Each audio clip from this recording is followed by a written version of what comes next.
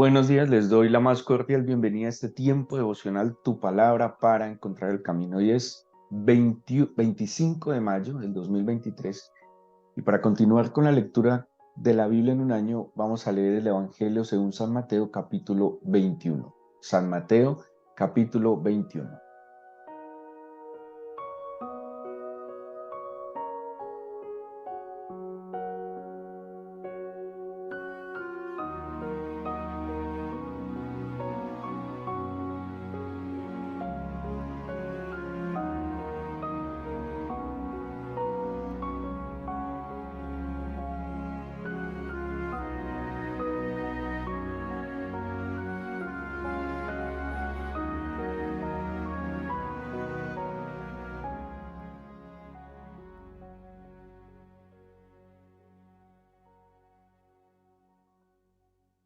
El capítulo 21 nos introduce de manera dramática a la última semana del Señor Jesucristo eh, en medio de nosotros, aquí en la tierra.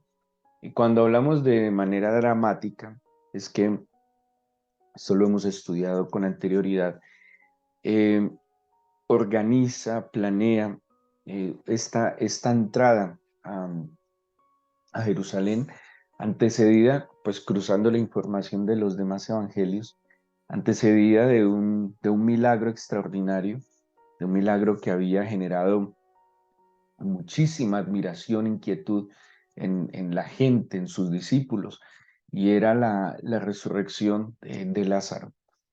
Previo entonces a la entrada triunfal, el Señor pues resucita a Lázaro, pero todo indica que Él lo tenía eh, planeado, perfectamente planeado, eh, dónde estaría el pollino en el que él iba a entrar. Él sabía que era una manifestación, era una declaración de su autoridad, de su reino, y que en verdad lo que había advertido y había anunciado Juan el Bautista se estaba cumpliendo ahora cabalmente, que el reino de los cielos se había acercado.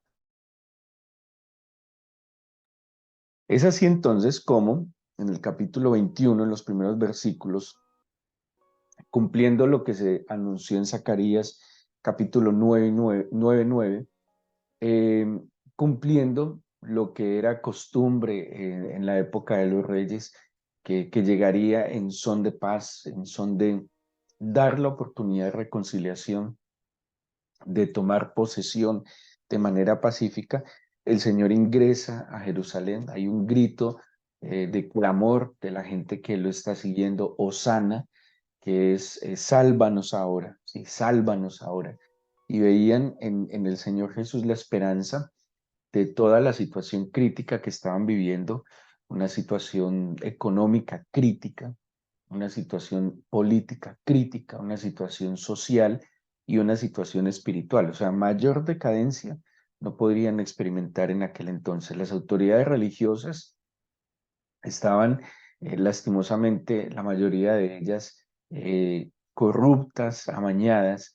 Las autoridades políticas, pues era el imperio romano, que también estaba un poco mangualado con la autoridad religiosa, y pues, ¿quién podría defender al pueblo?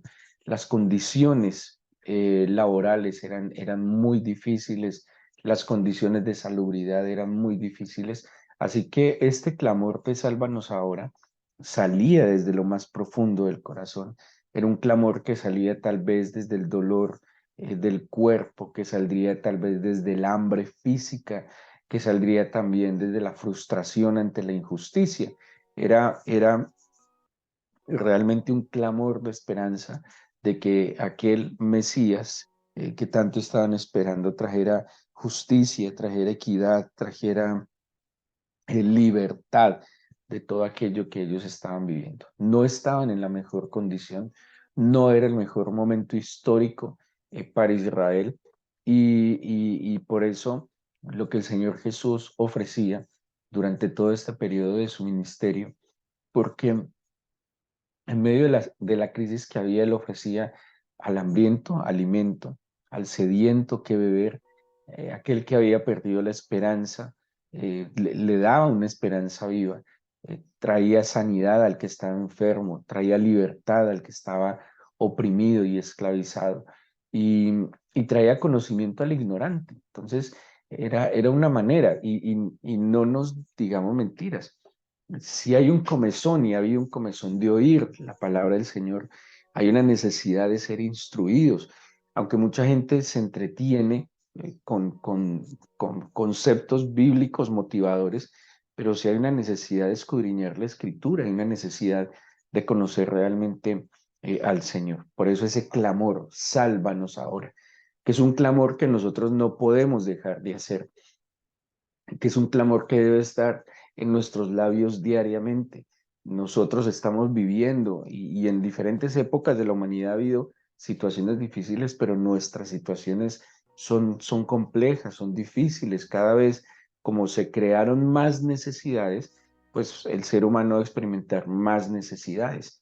Eh, Situaciones de la naturaleza, muchas tal vez a consecuencia de lo que nosotros estamos haciendo con el ecosistema, pero cada día se están viviendo cosas más complejas, pues que debería hacernos a nosotros con humildad levantar nuestra mirada y clamar al Señor que nos salve ahora, que salve a nuestros hijos, que salve nuestros matrimonios, que salve nuestro entorno, eh, que salve los recursos naturales, ¿sí? Sálvanos ahora, pero que sobre todo el Señor, pues salve el espíritu de las personas, el alma de las personas. Así que entra el Señor, bendecido, anhelante de todo el pueblo, y entra directamente, es lo que nos narra el Evangelio de Juan, en el templo, y dice que echa fuera todos los que vendían y compraban en el templo, volcó las mesas de los cambistas, las sillas de los que vendían palomas.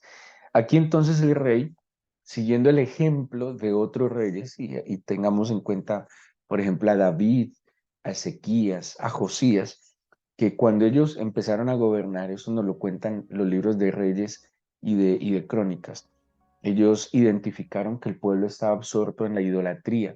En este caso, ¿qué idolatría había en el templo? Pues el amor al dinero, como dice la escritura, la raíz de todos los males. Dice así, raíz de todos los males es el amor al dinero.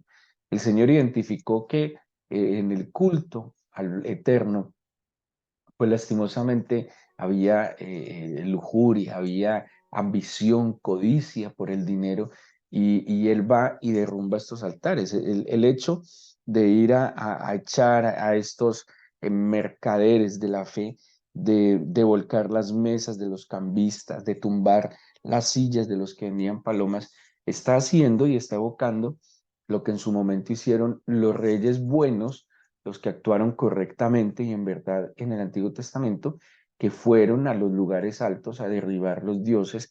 Ezequías, por ejemplo, eh, eh, habla la Biblia de que él sacó del templo la serpiente de bronce que la seguían adorando los israelitas. Josías habla de reparar las puertas del templo, de, de restaurar el culto. Lo que hizo David es extraordinario cuando establece todo el orden, cuando lucha. Un verdadero rey, un verdadero pastor, porque les insisto en que la imagen del pastor en el Antiguo Testamento es la imagen de los reyes.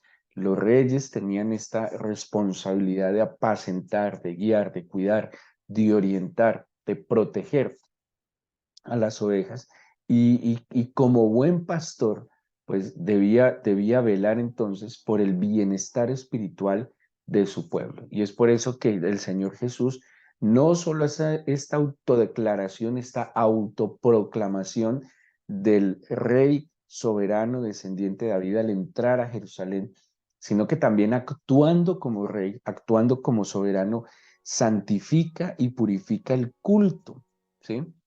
Haciendo lo bueno, lo recto y lo verdadero de sus antecesores que actuaron conforme al corazón del Señor. Esto está demostrando su plena convicción de la autoridad. Es un desafío absoluto, porque lastimosamente en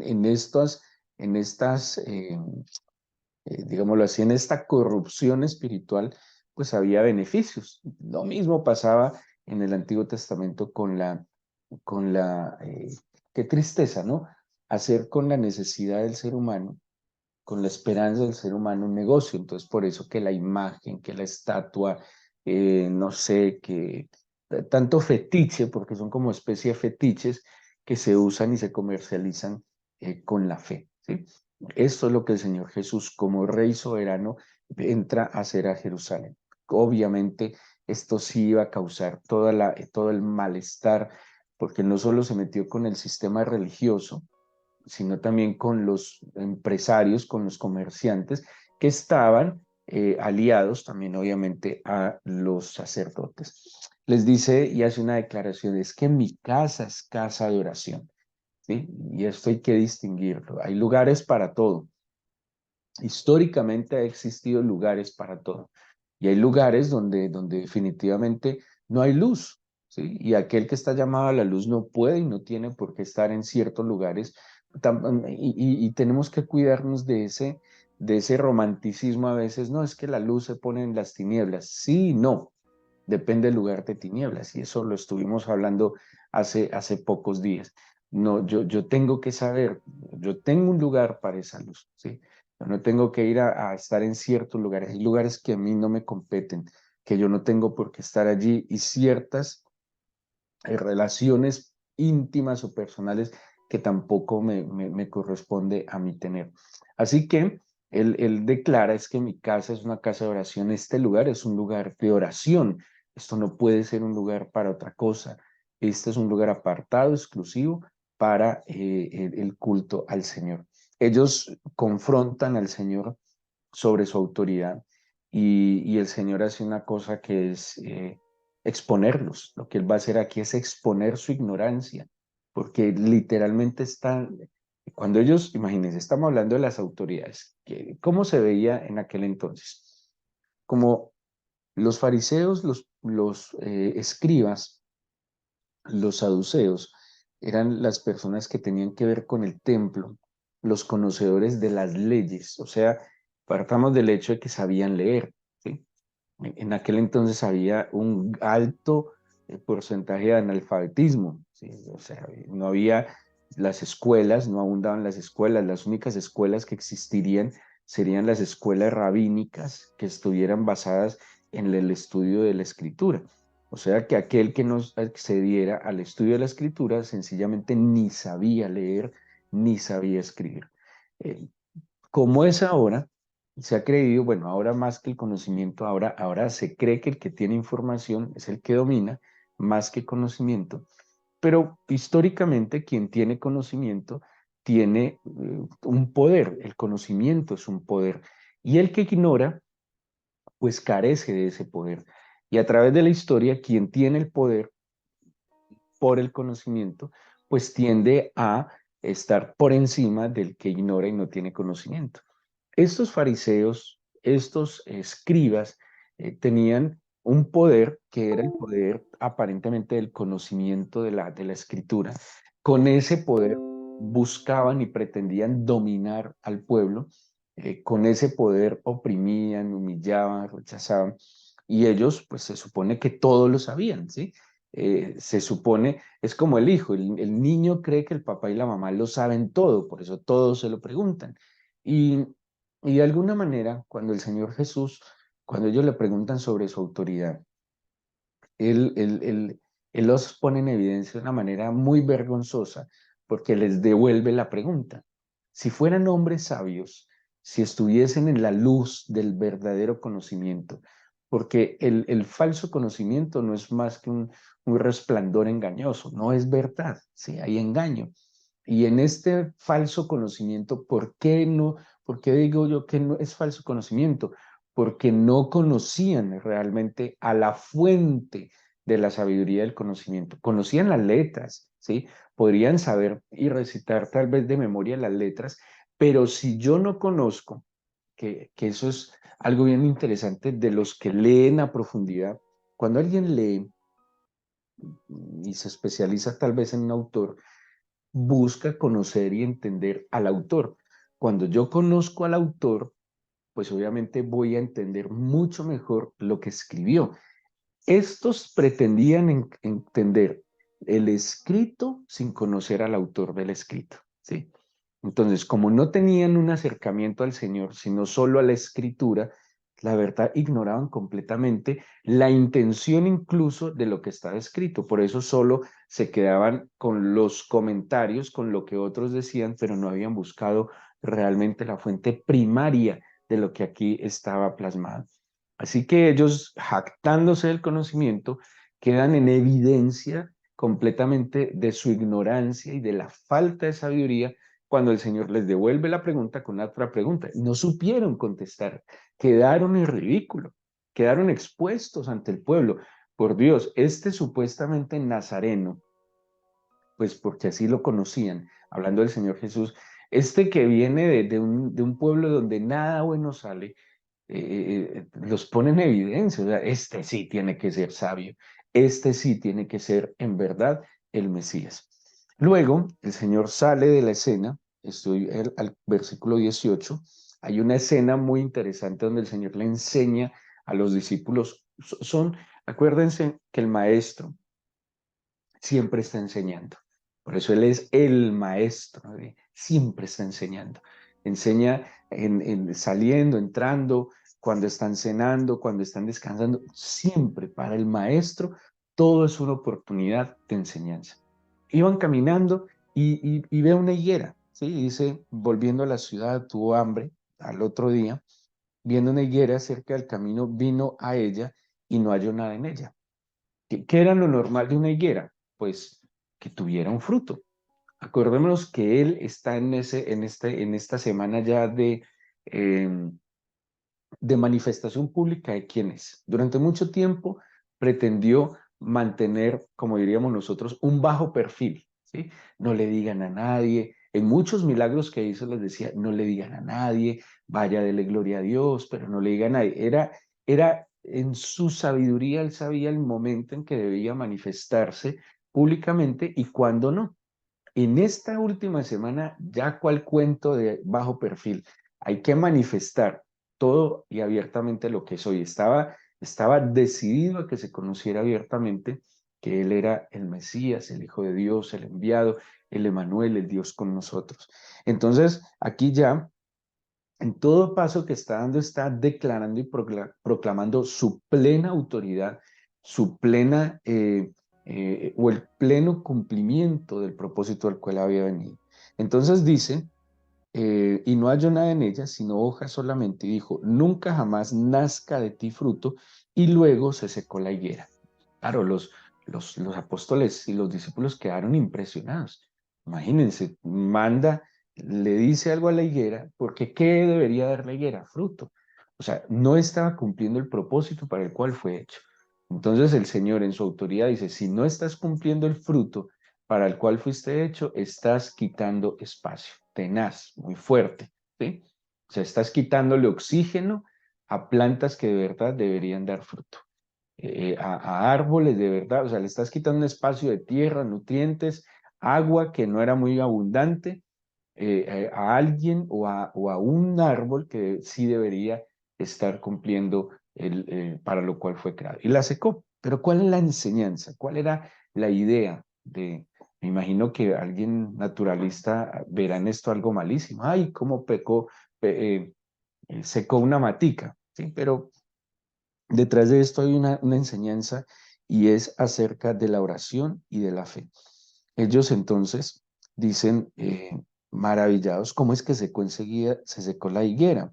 Y él les contestó, de cierto os digo, que si tuvieras fe y no dudares, ¿sí? Que tengas fe y no dudares, o sea, que estés firme en tu convicción. No solo haréis esto de la higuera, sino que si a este monte dijereis, quítate y échate en el mar, será hecho. Aquí hay una autoridad que está expresamente en la Escritura. Sí hay una autoridad que el Señor le da a sus hijos sobre la naturaleza y hay una autoridad que el Señor le da, que está en el Evangelio de San Marcos, que lo dice, sobre los espíritus malignos. Entonces pónganle mucho cuidado, que hay una autoridad que tenemos claramente sobre la naturaleza y hay una autoridad sobre los espíritus malignos. Así está expresamente en la Biblia. Quiere decir que si usted de verdad orara con fe y viera que, por poner un ejemplo, la lluvia está generando estragos, la lluvia está, no sé, afectando viviendas en su sector, usted podría levantar sus manos y en autoridad, obviamente, debe estar en comunión con el Señor, no debe tener pecado inconfeso, pues, o sea, eso no lo hagamos solo como por hacerlo, ¿no? Tiene que haber una intimidad y una relación clara, plena y frecuente con el Señor. Seguro que tenemos la autoridad para que la lluvia se detenga, ¿sí? Eso nos lo muestra el Señor, porque Él mismo dijo, lo que yo hago, ustedes lo harán y lo harán más. Ahora, ¿qué más nos está enseñando acá? Dice, y todo lo que pidiereis en oración, creyendo, lo recibiréis. Juan nos cruza esta información en su primera carta, en el capítulo 5, que todo lo que pidamos conforme a su voluntad. Y esté seguro que si usted escucha atentamente la voz del Señor, si usted inquiere en su palabra, si usted escudriña la escritura, usted va a discernir lo que el Señor quiere y todo lo que usted pida en el nombre del Señor lo tendrá, porque no pedirá para sus propios deleites, porque no pedirá para vanidad, o por contienda, usted pedirá para la gloria del Señor, conforme a su voluntad, y de esa manera verá milagros, señales, maravillas y prodigios. Ensayemos y empecemos a ejercitar la fe en la autoridad sobre lo natural. Cuando alguien esté enfermo en la casa, antes de darle el analgésico, ponga manos y ore por él. ¿Sí? Insisto, que usted sepa que sus manos no están manchadas con el pecado, que usted sepa que está actuando de manera santa, correcta delante del Señor y sin temor alguno. Ponga manos porque la Biblia dice que pondremos manos y serán sanos. Y ahí sí, por si acaso, si quiere, aunque dice la Biblia, crea y no duda, pues dele el dólex. Y si no, o dele el dólex y luego ore por él. Pero hagamos el ejercicio de ejecutar la autoridad que el Señor nos dio conforme a la medida de fe. Luego va a aparecer una parábola de los dos hijos. Bueno, me salté el orden de la autoridad y de la maldición de la higuera, pero no afecta para nada en este caso. La parábola de los dos niños simplemente está explicando la postura de los fariseos y los pecadores. Los pecadores son aquellos hijos que cuando los mandan a hacer algo dicen no voy, pero luego se arrepienten y obedecen. Ese es el caso del pecador. ¿Sí? ¿Qué hizo el pecador? El pecador decidió no obedecer la voz del Señor, pero en un momento dado se arrepiente y obedece. Ese es el pecador arrepentido. Pero el otro hijo representa al fariseo que cuando su padre lo manda le dice, sí, Señor, voy, pero no fue. Porque el fariseo y el escriba le dice, voy a obedecer, pero como se llena de orgullo, de soberbia y altivez, no hace lo que el Señor le mandó. Empieza a inventarse, a hacer cosas. Cree que lo está haciendo, pero está actuando completamente opuesto a lo que el Señor le había mandado. Entonces, en esta parábola, lo que está poniendo en evidencia el Señor es a los pecadores arrepentidos y a los religiosos no arrepentidos. Ahora, ¿qué dice el Señor? Él al final les pregunta, pues, ¿quién hizo lo correcto? ¿Quién hizo la voluntad del Padre? Y terminan haciendo la voluntad del Padre los que aparentemente no la debían hacer, que son los pecadores arrepentidos. Todos tenemos una oportunidad delante del Señor. ¿Qué debemos hacer? Arrepentimiento. Cambiemos de mentalidad frente al pecado, volvamos a Él y Él se volverá a nosotros. Y termina el capítulo 21 con una parábola que tiene varios detalles. Esta parábola dice que había un hombre, padre de familia, ya habíamos hablado de esto como una característica del reino de los cielos, y este padre, este hombre, padre de familia, hace varias cosas. Esto es espectacular. La Biblia no deja los detalles en vano. Dice, planta la viña es un cultivo de uvas, ¿sí? Entonces planta la viña, cuando la planta le hace un cerco, un vallado, o sea, le genera una protección. Dicen, comenta William Barclay que hacían como una especie de cercos de alambre, ¿sí? Como alambre de púas en nuestra época.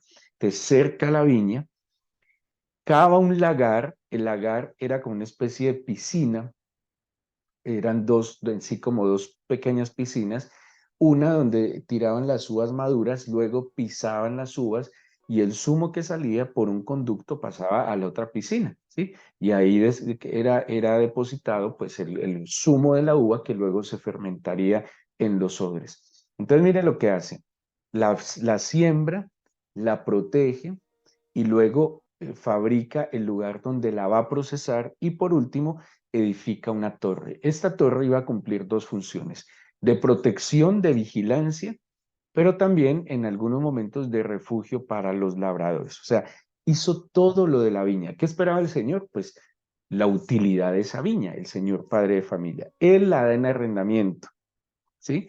Y dice que se fue lejos. Y cuando se va lejos, envía a, pues aquellos servidores para que den cuenta, o sea, ellos debían pagar un canon, no sé si sería una cuota fija, posiblemente, esto lo comenta William Barclay, posiblemente un porcentaje de la cosecha, o posiblemente la división de las ganancias. Bueno, era un acuerdo al que podían llegar, pero dice que él envió unos siervos para que le dieran cuentas, pero dice se fue lejos, envió siervos y estos labradores malvados, cuando mandaban los siervos, pues lastimosamente los golpeaban y los mataban y no le respondían, ¿sí? Luego, ¿qué hace el padre? El dueño de la viña manda a su hijo pensando en que a su hijo lo van a respetar, pero lastimosamente hacen lo mismo y están desechando al dueño de la viña. En conclusión, aquí está hablando del pueblo de Israel. El pueblo de Israel como una viña plantada, cercada y protegida, que tenía todas las condiciones para producir, para crecer, para ser bendecido, pero lastimosamente no le dieron cuentas al Señor. ¿Qué representa entonces aquellos siervos, los profetas enviados? ¿Y quién representa al hijo del padre de familia? Pues el Señor Jesucristo. Y toda esta parábola lo que les está enseñando es acerca de la oportunidad que les dio a ellos, que el Señor confía en el hombre, que el Señor es paciente y es justo, porque el Señor pone en sus manos un recurso, se va lejos y confía que hagamos lo mejor con ese recurso. Pero como Él es justo y es el dueño, tarde que temprano vendrá a pedir cuentas, ¿sí? Y cuando pida cuentas, pues si respondemos, seremos remunerados, pero si no respondemos, también el Señor hará justicia. Bueno, tiene otras muchas connotaciones esta parábola, en algún otro momento la podremos analizar, pero en términos generales se refiere a esto, al pueblo de Israel que el Señor pone en sus manos un recurso completamente organizado, establecido, y lo único que ellos debían hacer era administrarlo y dar cuentas de esa administración. Pero ellos en su soberbia, pues usurparon, ¿sí? Se adueñaron y terminaron incluso matando al hijo del padre de familia. Vamos a darle gracias al Señor, espero que puedan seguir con su lectura personal y que pues de esa manera el Señor a cada uno le hable al corazón. Vamos a entregarle este día al Señor a través de nuestra oración.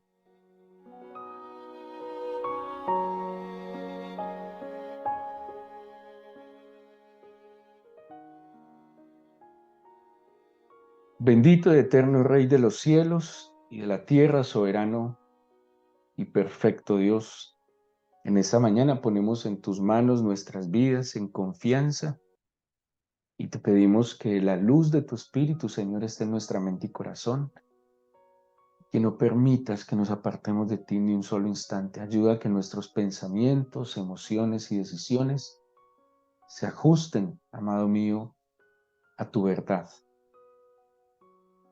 Sácanos de la ignorancia, Señor. Sácanos de la oscuridad, oh Dios, del desconocimiento. Llévanos a la luz de la verdad que nos trae libertad. Yo te pido, soberano, que en este día envíes tus ángeles a proteger a cada uno de tus hijos y que tu Espíritu en nosotros nos permita, donde quiera que estemos, ser olor fragante de tu presencia y glorificarte. Te entregamos las situaciones que están pasando en nuestro país, la situación, Señor, natural en el eje cafetero, respecto al Nevado, a la situación que hay, Señor, en Cerro Bravo.